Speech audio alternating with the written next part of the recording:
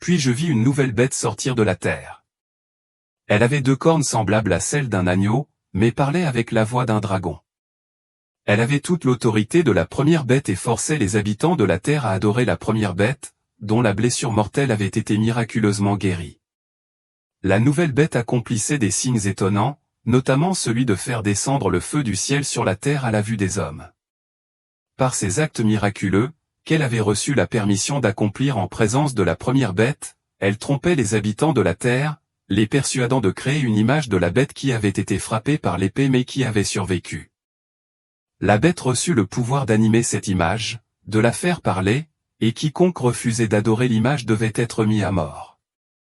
De plus, elle imposait une marque universelle à tous les hommes, quelles que soient leurs conditions sociales, qu'ils soient riches ou pauvres, libres ou esclaves, en la plaçant sur leur main droite ou sur leur front. Cette marque était essentielle pour effectuer toute transaction, car personne ne pouvait acheter ou vendre sans elle, qui représentait soit le nom de la bête, soit le nombre associé à son nom.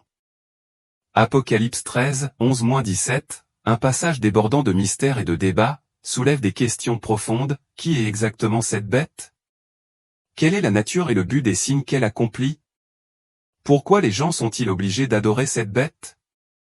Et peut-être le plus intrigant, que représente vraiment la marque de la bête? S'agit-il d'une marque physique littérale ou métaphorique? A-t-elle déjà été introduite dans notre monde ou s'agit-il d'une prophétie en attente d'accomplissement futur? Qu'est-ce qui motive les individus à accepter volontairement cette marque, et que symbolise-t-elle? Depuis près de 2 millénaires, ces questions captivent les théologiens et les croyants. La marque de la bête, mentionnée à plusieurs reprises dans Apocalypse 13 à 20, a suscité de nombreuses spéculations et interprétations. Tout au long de l'histoire, les chrétiens ont cherché à découvrir le sens profond de ces passages énigmatiques. Les interprétations varient considérablement, certains suggèrent que la bête représente Néron, l'empereur romain, et que la marque se rapporte à l'ancien empire romain. D'autres voient la bête de manière plus symbolique, la voyant comme une entité ou un individu qui s'oppose à Dieu, la marque servant de démarcation claire entre les disciples de Dieu et ses adversaires. Certains anticipent que la bête pourrait être un futur dirigeant politique ou militaire qui établira une nouvelle ère de malveillance, la marque servant d'outil de contrôle sur l'humanité. Certains spéculent que cette marque pourrait être un tatouage physique ou un implant de micropuce, un dispositif que les gens pourraient être contraints de recevoir et d'utiliser. Il ne fait aucun doute que le sujet de la marque de la bête est à la fois complexe et difficile, mais il y a des leçons claires et profondes à en tirer. Tout d'abord, que l'on interprète la marque de manière littérale ou symbolique, elle sert indéniablement à différencier le peuple de Dieu de ceux qui sont alignés sur des forces mondaines ou malveillantes. L'idée d'une marque ou d'un sceau n'est pas propre à la marque de la bête, il apparaît dans toute l'Écriture comme un signe d'affiliation et d'engagement divin. Par exemple, dans Exode 28, Dieu donne des instructions à Moïse sur la façon de concevoir les vêtements du grand prêtre, qui comprenait un turban orné d'une plaque d'or gravée des mots « consacré à l'Éternel ». Cette plaque était un emblème littéral porté sur le front d'Aaron et des grands prêtres suivants, symbolisant leur consécration et leur dévouement à Dieu. Elle les marquait visiblement comme mis à part pour le service divin. De même, le prophète Isaïe utilise un langage figuré dans Isaïe 44, 5 pour décrire la manière dont les individus expriment leur allégeance à Dieu. L'un dira « Je suis à l'Éternel ». L'autre invoquera le nom de Jacob, l'autre écrira sur sa main « À l'Éternel ». Et il se nommera du nom d'Israël. Ici, l'acte d'inscrire une marque sur sa main signifie une profonde dévotion et une appartenance au Seigneur. Dans Ézéchiel 9, le prophète raconte une vision où Dieu ordonne à un ange de marquer le front de ceux qui sont affligés par les abominations de la ville. Cette marque était un signe de leur justice et de leur allégeance à Dieu, en contraste avec ceux qui n'ont pas reçu la marque et qui ont donc été confrontés à la destruction. De même, Apocalypse 7h3 décrit les anges recevant l'ordre de ne pas nuire à la terre avant d'avoir scellé les serviteurs de Dieu sur leur front. Apocalypse 14h note également que ceux qui sont fidèles à l'agneau et au Père auront leur nom écrit sur leur front. En substance, les Écritures présentent une dichotomie claire, ceux qui portent la marque de la bête sont opposés à ceux qui possèdent le sceau de l'agneau et du Père. Cette distinction met en évidence une vérité fondamentale, nous sommes tous alignés sur l'un des deux côtés, soit avec le Seigneur, soit avec Satan. notre allégeance va à Jésus et à son royaume, soit nous nous opposons à lui. Cette prise de conscience est à la fois profonde et instructive. Elle nous oblige à examiner nos propres vies et à nous assurer que nous sommes alignés avec le Seigneur. Sommes-nous vraiment dévoués à lui? Sommes-nous sanctifiés et mis à part pour son royaume, ou sommes-nous plus captivés par nos propres désirs et l'attrait des voies du monde? Si nous ne sommes pas totalement engagés envers le royaume du Christ, alors par défaut, nous nous trouvons du côté de ses adversaires. Cette réflexion est cruciale pour comprendre où nous en sommes dans notre cheminement spirituel. Appartenir au Seigneur n'est pas sans épreuve. Servir Jésus et faire avancer son royaume entraînera inévitablement des défis et de l'opposition. Satan, toujours l'adversaire, déploiera toutes les tactiques imaginables pour saper notre dévouement à Christ. Ces stratégies peuvent impliquer la distraction, la confusion ou la persécution pure et simple, qui peuvent se manifester sous diverses formes. La persécution elle-même peut être multiforme. Il peut s'agir de violences physiques visant à nuire ou à intimider les fidèles. Elle peut également prendre la forme de tourments émotionnels et psychologiques destinés à épuiser l'esprit d'une personne.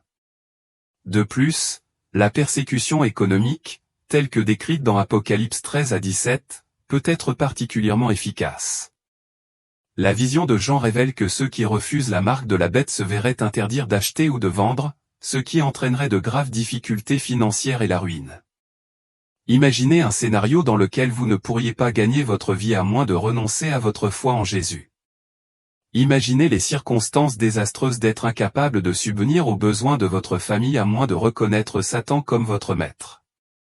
Imaginez la perte potentielle de tout ce qui vous est cher si vous refusez d'abandonner Christ pour des gains matériels. Resteriez-vous ferme dans votre foi ou l'attrait d'un confort temporaire vous inciterait-il à abandonner Jésus?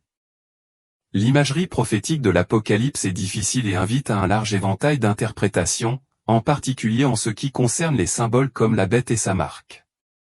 Pourtant, il y a une vérité fondamentale que nous devons tous accepter, les chrétiens sont appelés à une dévotion inébranlable à Jésus. La question n'est pas seulement théorique, elle est intensément personnelle. Vivons-nous pour le Seigneur ou sommes-nous poussés par des désirs égoïstes? Spirituellement, portons-nous la marque de l'agneau ou nous alignons-nous sur la marque de Satan? À qui appartenons-nous vraiment? Satan emploiera toutes les méthodes imaginables pour nous éloigner de Dieu et mettre en danger nos âmes. Ces tactiques seront insidieuses, dangereuses et parfois mortelles. Pourtant, nous devons décider si nous donnerons la priorité à la sécurité passagère plutôt qu'au salut éternel. Céderons-nous à la pression et aux menaces de l'ennemi, ou resterons-nous résolus? Endurons-nous la persécution et ferons-nous confiance à la victoire et au salut ultime promis par l'agneau? La bataille spirituelle est réelle, et bien que l'issue soit assurée, notre choix demeure, allons-nous nous ranger du côté de l'agneau victorieux ou de la bête condamnée? De nos jours, l'influence de l'atmosphère sur le comportement humain est devenue de plus en plus évidente. Les institutions, les entreprises et l'industrie du divertissement exploitent tout le pouvoir de l'atmosphère à leur avantage, souvent pour améliorer leur rentabilité. Les stades de sport, par exemple, sont conçus avec une acoustique optimale pour amplifier le bruit de la foule, ce qui renforce le moral de l'équipe locale même lorsqu'elle perd.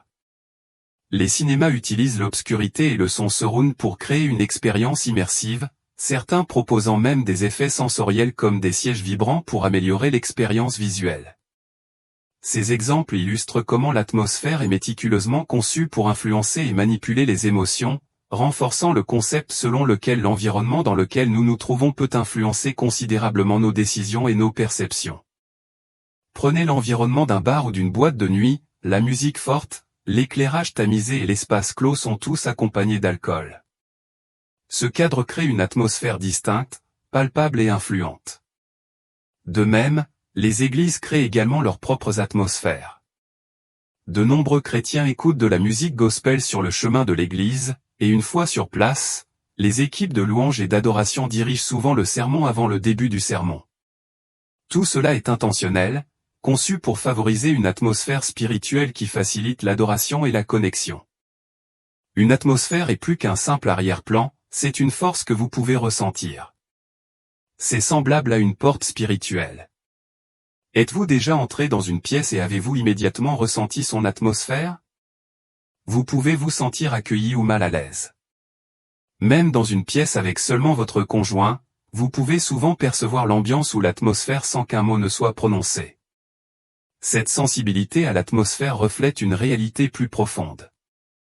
Les Écritures révèlent que nous sommes engagés dans des batailles spirituelles, existant dans deux atmosphères distinctes, la physique, où nos sens sont actifs, voir, sentir, entendre, toucher et goûter, et la spirituelle, qui reste invisible à l'œil naturel mais qui est néanmoins réelle. Éphésiens 6h12 nous rappelle que notre lutte n'est pas contre la chair et le sang mais contre les forces spirituelles. Lorsque nous ouvrons des portes spirituelles, nous invitons certaines présences dans nos vies. Il est crucial de reconnaître que le diable ne joue pas franc jeu. Apocalypse 12h12 le décrit comme étant « rempli de fureur », parce qu'il sait que son temps est limité. Cela signifie qu'il cherchera sans relâche des moyens de nous blesser et de nous détruire. Ces attaques sont souvent intensifiées par toute porte spirituelle ouverte que nous pourrions laisser ouverte par inadvertance. Malgré la nature féroce du diable, nous ne devons pas nous laisser submerger par la peur. Au contraire, nous devons rester vigilants et sobres. Celui qui est en nous est plus grand que celui qui est dans le monde. Dieu a promis une protection et ses anges sont chargés de nous garder. Comme le déclare le psaume 91, 2, « Je déclare au sujet de l'Éternel, lui seul est mon refuge, il est mon Dieu, et je me confie en lui. » Néanmoins, l'ignorance est dangereuse. En tant qu'enfants de Dieu, nous devons rester vigilants et éviter de nous ouvrir à l'ennemi. Le diable opère de manière trompeuse, ne s'approchant jamais directement mais se cachant plutôt derrière ce que nous regardons, écoutons et où nous allons. Il est essentiel de reconnaître et de se protéger de ces points d'entrée subtils pour préserver notre intégrité et notre protection spirituelle. Il ne s'agit pas seulement d'endroits du quotidien comme les épiceries ou les lieux de travail. Je fais référence aux choix intentionnels que font les gens pour se divertir, comme visiter des attractions hantées ou découvrir des salles effrayantes dans des parcs d'attractions. Ces activités ouvrent des portes spirituelles. Lorsque vous interagissez avec certains types de médias, comme les films d'horreur ou certains genres de musique, vous ne vous amusez pas seulement, vous invitez une atmosphère spécifique dans votre vie. Lorsque nous adorons Dieu, que ce soit en chantant des louanges dans notre voiture, à l'église ou à la maison, nous créons un espace qui accueille sa présence. L'atmosphère change parce que vous invitez Dieu à entrer et que vous vous tournez vers lui. Inversement, lorsque vous tamisez les lumières pour regarder un film d'horreur, vous créez une atmosphère différente. Ce qui pourrait sembler être un divertissement inoffensif est en fait une invitation à une présence impie. Ce sont les portes spirituelles par lesquelles le diable peut entrer. Il est essentiel d'être attentif à l'atmosphère qui nous entoure, à la fois dans nos maisons et dans les endroits que nous visitons. Nous devons faire preuve de discernement quant à la présence que nous mettons en avant. L'objectif principal de l'ennemi est de voler, de tuer et de détruire, et il y parvient souvent lorsque nous lui en donnons involontairement la permission. L'atmosphère de louange, d'adoration, de prière, d'amour et d'unité attire naturellement le Saint-Esprit, tandis que les atmosphères de convoitise, d'ivresse, de colère et de haine attirent les influences démoniaques. L'atmosphère que vous cultivez a un impact direct sur votre esprit et peut influencer les tentations auxquelles vous faites face. Les choix que vous faites quant à l'endroit où vous allez et à ce que vous faites peuvent ouvrir la voie à une croissance spirituelle ou à une vulnérabilité au péché. Il est essentiel de faire preuve de sagesse et d'être attentif aux atmosphères dans lesquelles vous entrez. Même dans les moments de douleur et de souffrance, lorsque nous sommes les plus vulnérables, nous devons rester sur nos gardes. Tout le monde fait face à la douleur et à la déception à un moment donné de sa vie, et ces blessures peuvent menacer de détruire notre foi, notre espoir, notre confiance dans les relations et notre potentiel futur. L'ennemi capitalise sur notre douleur, cherchant à exploiter nos vulnérabilités. Sans vigilance, il n'a pas besoin d'une invitation formelle pour attaquer, il saisira toute occasion de faire du mal. Ainsi, rester vigilant et protéger votre environnement spirituel est crucial, surtout dans les moments difficiles.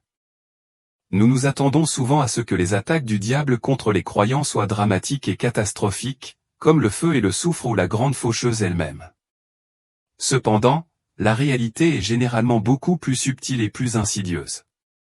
La stratégie de l'ennemi implique souvent une série de problèmes et de défis persistants, chacun visant à vous épuiser et à vous faire sentir dépassé et épuisé. Cette pression incessante est conçue pour vous pousser au point d'abandonner, pour vous rendre si las que vous perdiez espoir. C'est pourquoi la Bible souligne l'importance de la persévérance et du renouvellement.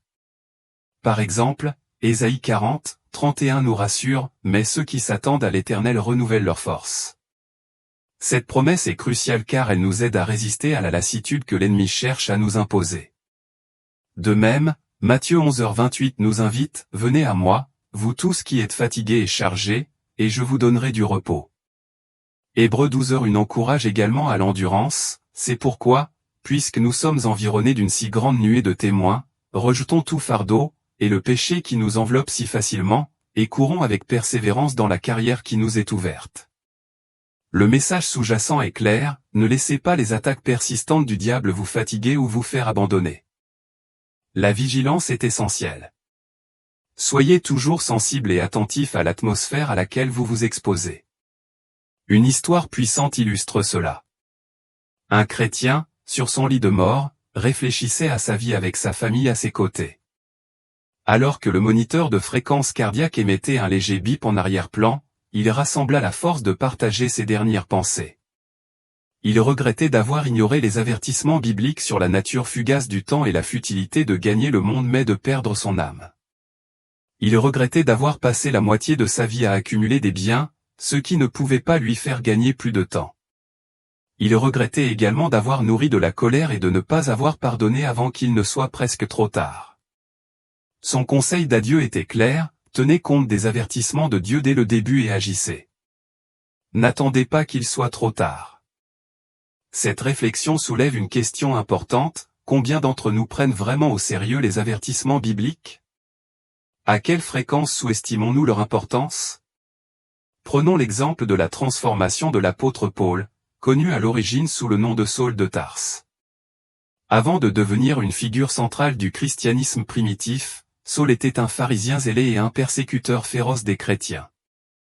Il cherchait activement à éradiquer ce qu'il considérait comme une hérésie dangereuse au sein de la communauté juive, recourant même à la violence et peut-être au meurtre. La conversion spectaculaire de Saul à l'apôtre Paul met en évidence les profonds changements qui peuvent se produire lorsqu'on tient compte des avertissements divins et qu'on embrasse une nouvelle voie. Son histoire souligne l'importance de reconnaître et d'agir en fonction des avertissements bibliques avant qu'il ne soit trop tard. Dans le livre des Actes, nous rencontrons l'histoire d'Étienne, le premier martyr du Christ. Étienne a proclamé avec audace le message de Jésus, exhortant les gens à se repentir et à placer leur confiance en lui. Pour son témoignage fidèle, il a été lapidé à mort. Acte 8h rapporte que Saul, connu plus tard sous le nom de Paul, approuva son exécution, indiquant non seulement un consentement passif, mais aussi une approbation active et peut-être une implication dans le meurtre des disciples de Jésus. Malgré l'opposition violente de Saul aux premiers chrétiens, sa vie a pris un tournant dramatique sur la route de Damas.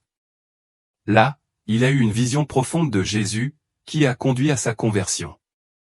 Ce persécuteur autrefois fervent est devenu un disciple dévoué du Christ et, fait remarquable, l'un des apôtres les plus influents de l'Église primitive. La transformation de Saul en Paul est un puissant témoignage de la puissance rédemptrice de Dieu. Son passé, bien que marqué par la violence et la persécution, ne l'a pas disqualifié pour être utilisé par Dieu. Au contraire, sa rencontre avec le Christ l'a conduit à écrire de nombreux livres du Nouveau Testament, fournissant des conseils et de la sagesse pour la vie chrétienne. L'un des passages clés où Paul offre des conseils est Romains 13h13. Paul y présente 6 avertissements pour vivre une vie en accord avec la volonté de Dieu.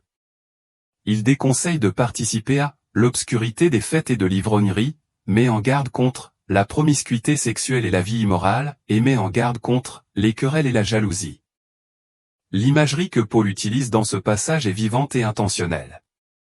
Lorsqu'il met en garde contre les fêtes et l'ivrognerie, il compare ses comportements à des trébuchements dans l'obscurité, où la vision et le jugement sont obscurcis. Tout comme l'obscurité altère la vue physique, ces actions obscurcissent notre clarté spirituelle, nous éloignant de la vérité de Dieu. Paul aborde également les dangers de la promiscuité sexuelle et de la vie immorale. Il compare ces comportements à un épais brouillard qui obscurcit notre vision du plan de Dieu. S'engager dans de telles pratiques favorise des attitudes et des habitudes impies, qui peuvent s'enraciner dans le mode de vie d'une personne. C'est pourquoi il est crucial d'être enraciné dans la parole de Dieu. Tout comme une boussole fournit une direction, la Bible sert de guide moral, nous aidant à nous éloigner du brouillard de l'immoralité et à nous diriger vers la lumière de la justice. En résumé, l'histoire de la conversion de Saul à Paul, ainsi que les avertissements de Romains 13h13, soulignent le pouvoir transformateur de la rencontre avec le Christ et l'importance de vivre selon ses enseignements. En évitant les pièges de l'obscurité spirituelle et de l'immoralité, nous pouvons rester alignés avec la volonté de Dieu et maintenir la clarté dans notre cheminement spirituel. Dans Romains 13h14, Paul nous propose une stratégie vitale pour la fortification spirituelle, revêtez-vous plutôt du Seigneur Jésus-Christ, et ne vous souciez pas des désirs de la chair. Cette métaphore de « nous revêtir » du Christ est puissante. Tout comme le fait de revêtir une armure physique équipe un soldat pour la bataille, nous revêtir du caractère et des enseignements du Christ nous équipe pour affronter les batailles spirituelles. Cette armure spirituelle sert de bouclier contre la tentation et nous protège de l'attrait séduisant des désirs du monde. Alors que nous traversons les épreuves et les tribulations de la vie, n'oublions pas de nous parer du Christ, en embrassant ses vertus et ses enseignements pour nous défendre contre les pièges spirituels. Examinons de plus près un autre avertissement sérieux de Paul. Dans Hébreux 3.12, il nous exhorte, prenez garde, frères, que personne parmi vous n'ait un cœur mauvais et incrédule, au point de se détourner du Dieu vivant. C'est un avertissement sévère sur les dangers de l'incrédulité. Paul met en garde contre un cœur à la fois méchant et incrédule, qui refuse de faire confiance à Dieu et de s'appuyer sur lui, se détournant de lui. L'incrédulité n'est pas seulement un problème mineur, c'est un problème critique qui peut gravement paralyser notre vie spirituelle. Considérez l'exemple de Matthieu 13, où Jésus a visité sa ville natale. Le passage du verset 58 nous dit, « Or, il ne fit pas beaucoup de miracles dans cette ville, à cause de leur incrédulité. » Jésus, qui a accompli d'innombrables miracles, a été empêché d'accomplir des miracles dans sa propre ville à cause de leur manque de foi. Cela illustre à quel point l'incrédulité peut être dommageable. Lorsque nous nourrissons un cœur incrédule, nous nions en réalité la puissance de Dieu et sa capacité à œuvrer dans nos vies. Nous sapons sa gloire et refusons de reconnaître sa toute-puissance. Ainsi, l'avertissement de Paul concernant l'incrédulité est profondément significatif. Il est essentiel de se prémunir contre un cœur qui se détourne du Dieu vivant, car cela restreint son œuvre dans nos vies et diminue notre vitalité spirituelle. Pour comprendre pleinement l'avertissement de Paul, réfléchissons au contexte historique fourni dans Hébreux 3, 15-17.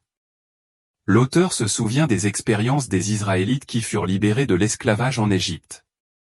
Ils furent témoins de miracles extraordinaires, la mer Rouge qui se sépara, la direction divine sous la forme d'une colonne de nuée le jour et d'une colonne de feu la nuit, et des provisions quotidiennes de manne venues du ciel. Malgré ces signes clairs de la puissance et de la provision de Dieu, ils se rebellèrent fréquemment, murmurèrent et se plaignirent de lui. Paul utilise cet exemple historique pour souligner une leçon essentielle, comme il vient d'être dit, aujourd'hui, si vous entendez sa voix, n'endurcissez pas vos cœurs, comme vous l'avez fait lors de la révolte. Qui étaient ceux qui entendirent sa voix et se révoltèrent? N'étaient-ils pas tous ceux que Moïse avait fait sortir d'Égypte? Et contre qui fut-il irrité pendant 40 ans? N'était-ce pas contre ceux qui avaient péché et dont les corps périrent dans le désert? Ce rappel sert d'avertissement sévère pour éviter le même cœur endurci et rebelle qui a conduit à la chute des Israélites. Bien qu'ils aient été témoins des miracles de Dieu, leur désobéissance persistante et leur manque de foi ont conduit à leur perte dans le désert.